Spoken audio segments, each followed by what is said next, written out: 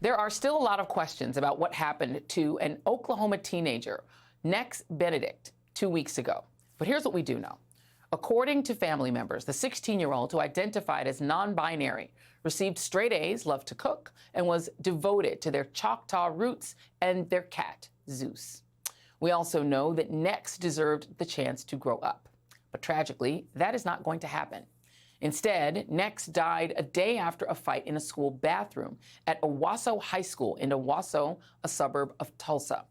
The mother of a friend of Nex told the local NBC affiliate that Nex was beaten in the bathroom on February 7th. The Owasso School District says the fight lasted 2 minutes and was broken up by other students and a staff member. The school did not call an ambulance or police. The students involved were evaluated by a nurse, but one parent was advised to take their child to a medical facility.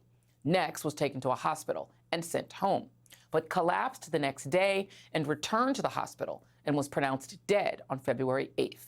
No cause of death has been released, but today the Owasso Police Department said preliminary autopsy results indicated Nex Benedict did not die due to trauma, but the investigation is ongoing.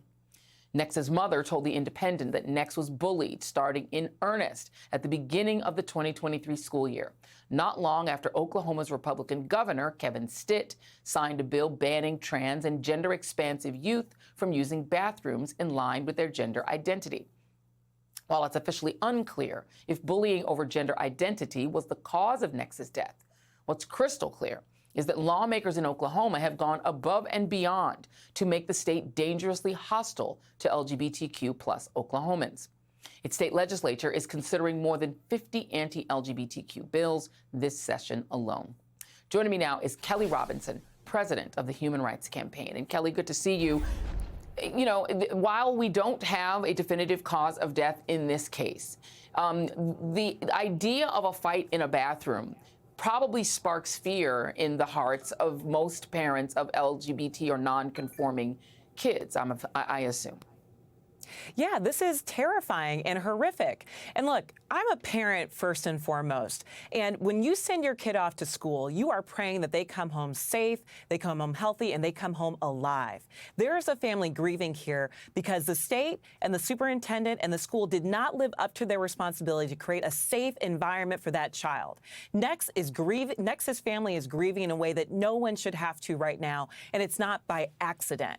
We've talked about the state of emergency that the Human Rights Campaign declared a year ago, and this is a chilling effect of it, that we are losing our kids. And we're losing it because of so many politically motivated attacks that are putting laws in place and creating a culture of violence that is not just a risk to LGBTQ kids, it's a risk to anyone's kids. Because if this can happen to Nex, please believe this could happen to any of our children. We owe them better.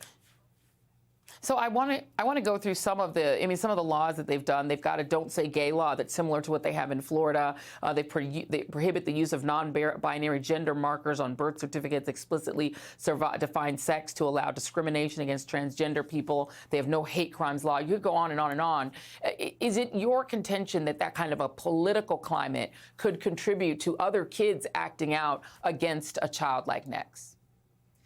Absolutely. Look, Oklahoma ranks number 5 in terms of anti-LGBTQ plus legislation that they've introduced in the state. Number 5. They are leading the pack in the worst possible way. And not only is it these bad bills that they're moving into law, but you've also got bad actors in the state that are using every opportunity they can to spew hateful rhetoric towards our community. Governor Stitt has said horrific things about trans people eroding the foundation of society. You've got one of the founders of Libs of TikTok, who was appointed to an advisory board in the state. She doesn't even live in the state and was appointed to an advisory board. Let's be clear. Kids at this age, they need trusted adults. And in the state of Oklahoma, they've done everything that they can to pass laws restricting the access that kids need and to remove the trusted adults that can actually create an environment that is conducive for learning and the safety of our children. This is egregious, and it's something that every parent, every person watching should be fearful of. And for those who don't know what Libs of TikTok is, it's a TikTok app, a TikTok sort of group of people who go after LGBTQ plus people. And this is just one headline. A teacher who was targeted by Libs of TikTok was sent death threats, lost his job, was accused of grooming. They basically go after people. A guy named Tyler Wynn was featured in a Libs of TikTok post telling students, if your parents don't accept you for who you are, F them.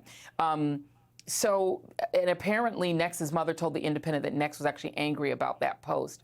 What do we do to protect people in states like Oklahoma that are not protective of LGBTQ youth or adults? It's important for every person watching to see this as a threat to not some of us, but all of us. Again, if this can happen to Nex, a non-binary kid in Oklahoma, it could happen to any of our kids. And there is something that we can do. Every one of us needs to be standing up to say, not in my state, to the rash of hate that we're seeing targeted towards the LGBTQ plus community, especially trans and non-binary youth. We can stop these bad laws from going into place and hold these officials accountable for the hateful rhetoric that they're spewing. We're also calling to make sure that Nex's life receives some semblance of justice. We're calling on the White House, the Department of Education, the Department of Justice to use every lever of the federal government to ensure that justice is served. And then finally, I think the biggest thing for me is that there are kids watching right now who need to know that they are loved, that they are valued, and that they are safe. Every one of us has a role to make sure that that is true. We do not have to let this be the story for another child, but it's going to take every one of us. Kelley Robinson, thank you very much. And I think everyone agrees. Up next,